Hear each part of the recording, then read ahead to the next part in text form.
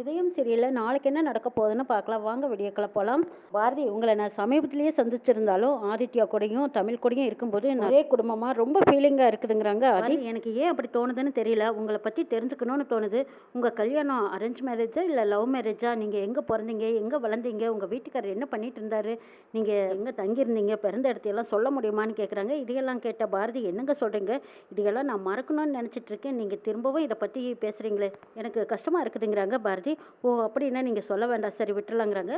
பாரதி, சொல்கிறேன்னு தப்பாக எடுத்துக்காதீங்க. இந்த நிமிஷத்துலேருந்து ஆதி தமிழ் நீங்கள் 3 பேர்ட்டையும் நான் எப்பவும் கைவிட மாட்டேன். எப்பவும் உங்கள் கூடவே இருக்கணும்னு எனக்கு தோணுது. தமிழ் ஆதி 2 பேரும் என்ன முடிவு எடுக்கிறாங்களோ அதுக்கு ஏற்ற மாதிரி தான் நான் அவங்களுக்கு சப்போர்ட்டாக இருப்பேனே தவிர அவங்க எதிராக நான் என்றைக்கும் முடிவெடுக்க மாட்டேன். நீங்கள் எப்போ எந்த ஒரு முடிவு எடுத்தாலும் அப்போ பிள்ளைங்க பசங்க என்ன முடிவு எடுக்கிறாங்களோ அவங்க பக்கம் தான் நான் நிற்பேன்னு சொல்லிடுறாங்க. அது இதை பாருங்கள் பாரதி, ஆதித்யா எங்கள் அம்மாவுக்கு சாப்பாடு வச்சு எங்கள் அம்மா எப்போ ஆதித்யாவை ஏற்றுக்கிட்டாங்களோ அப்போவே அந்த நிமிஷத்துல இருந்து ஆதித்யாவும் என் லைஃப்பில் ஒருத்தன் ஆகிட்டான். ஆதி சொன்னதை கவனிக்காத பாரதி மறுபடியும் என்ன சொன்னீங்கன்னு கேட்குறாங்க. போச்சுதான், நான் சொன்னதையே நீங்கள் கவனிக்கலையா அப்படின்னு திரும்ப ஒரு தடவை சொல்கிறாங்க. அதை கேட்டு சந்தோஷப்படுறாங்க பாரதி. சரிங்க நான் வரேன் அப்படின்னு சொல்லிட்டு திரும்ப ஆதி தட்டி விட்டதும் பெட்ல விழுந்துடுறாங்க. அவங்கள தாங்கி பிடிக்க போன பாரதியும் ஆதி மேல விழுந்துடுறாங்க. ஒருத்தர் மேல ஒருத்தர் பார்த்துட்டு இருக்காங்க. இதை பாட்டி ஓடி பாரதியை பார்க்கறதுக்காக வரும்போது இவங்க 2 பேரும் இருக்கிறத பார்த்து வெக்கப்பட்டு போறாங்க. வெக்கப்பட்டு போறத பார்த்துட்டு இருந்தா மித்ரா போன்ல பேசிட்டு இருக்காங்க. என்னது இந்த பாட்டி எதுக்கு இப்படி வெக்கப்பட்டு சிரிச்சுட்டு போகுது, அங்க என்னதான் அப்படி நடக்குது? பாரதியோட ரூம்ல ஆதியும் பாரதியும் ஒன்னு சேர பார்த்துட்டு மித்ரா சரியான கோவத்துல போறாங்க. வந்ததும் ஐயோ நான் பார்க்கவே இல்லை அப்படின்னு சொன்னதுக்கு அப்புறம் பாரதியும் ஆதியும் திரும்பி பாக்குறாங்க. ஐயோ தமிழ் நம்மளை பார்த்துட்டா அப்படின்னு சொல்லிட்டு வெக்கப்பட்டு நிக்கிறாங்க. ஆதித்யா பிறந்த நாள கிராண்டா கொண்டாடலாம். அந்த அன்னைக்கு என்னோட மனசுல உள்ளதையும் நான் வெளிப்படையா சொல்லலான்னு நினைக்கிறேங்கிறாங்க ஆதி. மித்ரா சுதாகரை பாக்குறாங்க. ஏமா ஏன் இவ்வளவு கோவமா இருக்கேன்னு கேட்கவும், நான் டென்ஷன் ஆகிறதுக்கு காரணமாக வேணும். நான் தான் ஒரு குடும்பத்தை நானே என் வீட்டுக்குள்ளே கொண்டு வந்து வச்சுருக்கேனே, அந்த குடும்பத்தினால தான் இவ்வளோ டென்ஷன் ஆகிறேங்கிறாங்க. இதை பார் மித்ரா, இப்படியெல்லாம் நீ டென்ஷன் ஆகினேன்னா உன் உடம்புக்கு ஒத்துக்காது. நடந்தது என்ன சொல்லுங்கிறாங்க. அப்போ மித்ரா ஆதியும் பாரதியும் ரூமில் இருந்ததை பார்த்து அந்த கன்றாவியை பார்த்ததுலேருந்து அப்படியே எனக்கு மண்டை வெடிச்சிடும் போல இருக்குங்கிறாங்க மித்ரா, இந்த குடும்பம் இங்கே இருக்கிற வரைக்கும் இப்படி தான் நீ டென்ஷன் ஆகுவே. நீ முதல்ல நாளைக்கு பிறந்த நாள் அதுவுமா ஆதியை கூட்டிகிட்டு உடனே அமெரிக்கா கிளம்பிடுங்கிறாங்க சுதாகர். நீயும் ஆதியும் அமெரிக்காவில் போய் செட்டில் ஆகிட்டிங்கன்னா இந்த அண்ணக்காவடி குடும்பம் வீட்டை விட்டு வெளியே போய்த்தானே ஆகணும் மித்ராங்கிறாங்க. அண்ணே இவளுக்கு போய் பயந்துக்கிட்டு நான் ஏன் அமெரிக்கா போகணும்னு மித்ரா கேட்கவும், இங்க பாரு மித்ரா, நீ புத்திசாலித்தனமா முடிவெடுக்கிறதா உன்னோட வாழ்க்கைக்கு நல்லது, அமெரிக்கா கிளம்புறதா உனக்கு நல்லதுங்கிறாங்க சுதாகர். ஆமாண்ணே நீ சொல்றதும் சரிதான். நான் இங்க உட்காந்துக்கிட்டு இந்த பாரதியோட லெவலுக்கு அவகிட்ட சண்டை போட்டுட்டு இருக்கிறதால எனக்கே அசிங்கமா இருக்கு. நான் ஆதியை கூட்டிட்டு அமெரிக்காவே கிளம்புறேங்கிறாங்க. நானும் ஆதியும் கிளம்புறக்கு நீ விசா ஏற்பாடு பண்ணு. ஆதிக்கிட்ட நான் பக்குவமா பேசி 2 பேரும் கிளம்புறக்கு ஏற்பாடு பண்றேன்.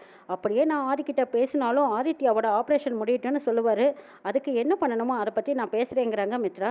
அதுவும் கரெக்ட் தான். எப்படியோ பேசி சமாதானம் பண்ணி சம்மதம் வாங்கிட்டு 2 பேரும் கிளம்புங்கன்னு சொல்றாங்க சுதாகர். நீ இருக்க வரைக்கும் நான் சந்தோஷமா தானே இருப்பேங்கிறாங்க. சரி உங்ககிட்ட ஒரு குட் நியூஸ் சொல்றேன். நாளைக்கு ஆதியோட பிறந்த நாள், நீ மறந்துருப்பேன்னு நினைச்சேங்கிறாங்க. ஆமாண்ணே நான் இருந்த டென்ஷன்ல இதெல்லாம் மறந்துட்டேன், ஞாபகப்படுத்துறதுக்கு ரொம்ப நன்றிங்கிறாங்க. இதை பாரு, எதிராளிகிட்ட நம்ம கொஞ்சம் புத்திசாலித்தனமா தான் நடத்துக்கணும். நாளைக்கு ஆதியோட பிறந்த நாள், அதுவும் இந்த சுதாகர் எப்படி அசத்த போறேன் பாருங்கிறாங்க. அண்ணே நீ இருக்க வரைக்கும் நான் எப்பவுமே இளவரசி தான். ஆதியை அசத்தி நான் சொல்றபடியெல்லாம் கேட்க வச்சு எப்படியோ அவனை அமெரிக்காவுக்கு நான் தள்ளிக்கிட்டு போயிடுறேன்னு சொல்லிட்டு சந்தோஷப்பட்டு இருக்காங்க மித்ரா. அங்க ஆதியும் மீனாவும் வர்றாங்க. ஆதி வந்ததும் மித்ரா சந்தோஷத்துல சொல்றாங்க, ஆதி உனக்கு நாளைக்கு பிறந்த நாள், எப்படியெல்லாம் செலிப்ரேட் பண்ண போறோம் பாருங்கிறாங்க.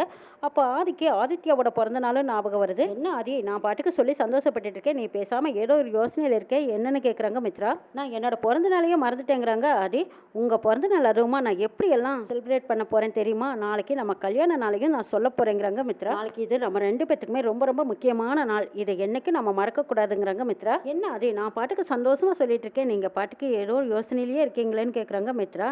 ஆமா மித்ரா, இன்னும் ஒரு இன்ட்ரெஸ்டான ஒரு விஷயம் சொல்லட்டுமா, நாளைக்கு தான் ஆதித்யாவுக்கும் பிறந்த நாளுங்கிறாங்க. இதை கேட்டுதான் மித்ரா முகத்துல எள்ளும் கொள்ளுமா வெடிக்குது. என்னோட பிறந்த நாளோட சேர்த்து ஆதித்யாவோட பிறந்த நாளையும் சிறப்பாக கொண்டாடணும். என் அம்மாவோட திதிக்கு அப்புறமா ஆதித்யா மேலே எனக்கு ரொம்ப அளவு கடந்த அன்பும் பாசமும் கூடுது. அவனுக்கு ஏதாவது செய்யணும்னு தோணுது எனக்கு. ஆதிக்கும் ஆதித்யாவுக்கும் 2 பேர்த்தோட பிறந்த நாளையும் செலிப்ரேட் பண்ண ஏற்பாடு பண்ணுன்னு சொல்லிட்டு போயிடுறாங்க. ஆதி என்ன இவன் இப்படி சொல்லிட்டு போறான்னு சுதாகர் கேட்குறாங்க. நான் என்ன நடந்தாலும் சரி, நான் பிளான் பண்ணபடி தான் நடக்க போகுது. நான் எப்படி போட்டு வாங்கி அந்த குடும்பத்தை அசிங்கப்படுத்தி துண்டக்கான துணியக்கானு ஓட வைக்க போறேன் பாரு, நான் நினைச்சது தான் நடக்க போது, நீ தைரியமா இருங்கிறாங்க மித்ரா. சரிம்மா, நாளைக்கு என்ன நடக்குதுன்னு பார்க்கலாம் அப்படின்னு சொல்றாங்க சுதாகர்.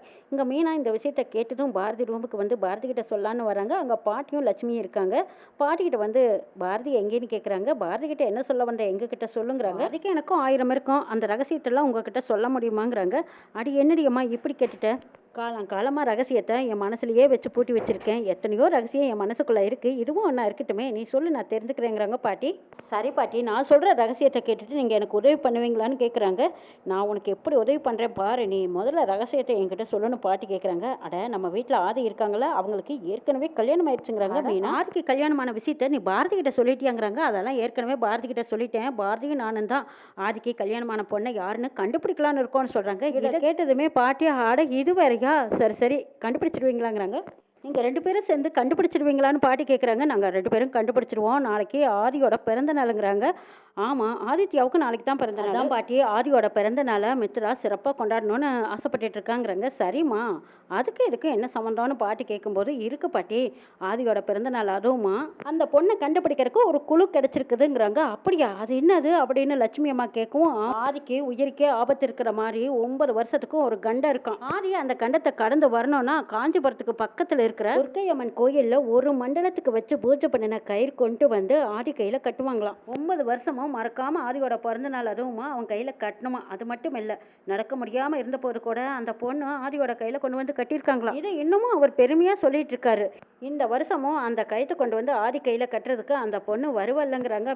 நீ சொல்றதெல்லாம் கேட்குற மாதிரி தான் இருக்கு. ஆனா போன வருஷம் வரைக்கும் ஆதி மித்ரா கூட அமெரிக்காவில் இருந்திருக்கான். அப்புறம் எப்படி போய் அந்த பொண்ணு கட்டியிருப்பாங்கிறாங்க பாட்டி. ஆமா, இந்த விஷயத்த நான் மறந்துட்டேன்னு மீனா சொல்லிட்டு இருக்கும்போது பாரதி வராங்க. ஆமா, என்ன விஷயமா பேசிட்டு இருக்கீங்கன்னு கேட்குறாங்க. பாரதி, ஆதியை பத்தி இவங்க கிட்ட சொல்லிட்டேன். நாளைக்கு ஆதி பிறந்த நாள் அதுவுமா அந்த பொண்ணு வருவான்னு நம்ம பேசிட்டு இருந்தோம்ல, அதை பத்தி தான் பேசினேங்கிறாங்க மீனா. ஆதியோட பிறந்த நாள் அதுவுமா அந்த பொண்ணை வர வைக்கிறதுக்கு நானும் என்னென்னமோ முயற்சி பண்றேன். பேப்பர்ல விளம்பரம் கொடுக்கலான்னு பார்த்தாலும் அந்த பொண்ணை பத்தி எந்த விவரமே தெரியாம எப்படி விளம்பரம் கொடுக்கறது? துர்க்கையம்மன் கோயிலில் போய் விசாரிச்சாலும் அங்கேயும் இந்த பொண்ணு யாருங்கிறது என்ன விவரமே தெரியாம எப்படி தான் போய் விசாரிக்கிறது? எனக்கு ஒண்ணுமே புரியலைங்கிறாங்க மீனா. சரி பாரதி, உனக்கு ஏதாவது தோணுச்சுன்னா யோசிச்சு சொல்லு, நான் அப்புறம் வரேன்ட்டு போறாங்க மீனா. பாரதி பாட்டிக்கிட்ட, என்ன பாட்டி ஏன் அப்படி பாக்குறீங்க? அவங்க சொன்னது எல்லாம் மறந்துட்டு போய் அடுத்த வேலையை பாருங்கிறாங்க. அடியே, ஏண்டி எங்க மேட இப்படி கோவமா பாஞ்சுக்கிட்டு வர? அந்த பொண்ணு தான் வந்து ஆதியை பத்தி எங்ககிட்ட சொல்லுச்சு. பாரதி, அதெல்லாம் கிடக்கட்டும், அந்த கயிறு மேட்டரை பத்தி நீ இது வரைக்கும் எங்ககிட்ட சொல்லலையே.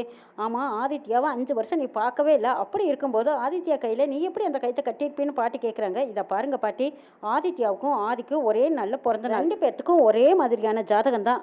இவங்க 2 பேர்த்த பத்தியும் நான் கோயிலில் போய் ஒரு சாமி கிட்ட விசாரிச்சேன். ஆதித்யாவுக்காக வேண்டிக்கிட்டு ஆதி கையில கயிறு கட்டுறது ஒண்ணுதான்னு சாமி சொன்னாரு. அதனாலதான் ஆதிக்காகவும் ஆதித்யா கையில தான் 2 கைத்தையும் ஒன்னா கட்டினேன். இப்போ உங்களுக்கு விட தெரிஞ்சதா? போதுமாங்கிறாங்க பாரதி. சரிடியம்மா, இவ்வளவு நாளா தான் ஆதி ஃபாரின்ல இருந்தான். ஆனா இப்பதான் உன் கண்ணு முன்னாடியே இருக்க வரானே, இப்போ என்ன பண்ண போற? இப்போ போய் ஆதி கையில் கைத்தை கட்டினீன்னா அந்த மீனா நீ தான் ஆதி பொண்டாட்டின்னு கண்டுபிடிச்சிட மாட்டாளாங்கிறாங்க. இதை பாருங்க பாட்டி, நீங்க போட்டு வாங்குறீங்கன்னு எனக்கு நல்லாவே தெரியுது. எதை எப்போ பண்ணணும்னு எனக்கு தெரியும், வேலையை பாருங்கன்னு சொல்லிட்டு போறாங்க பாரதி.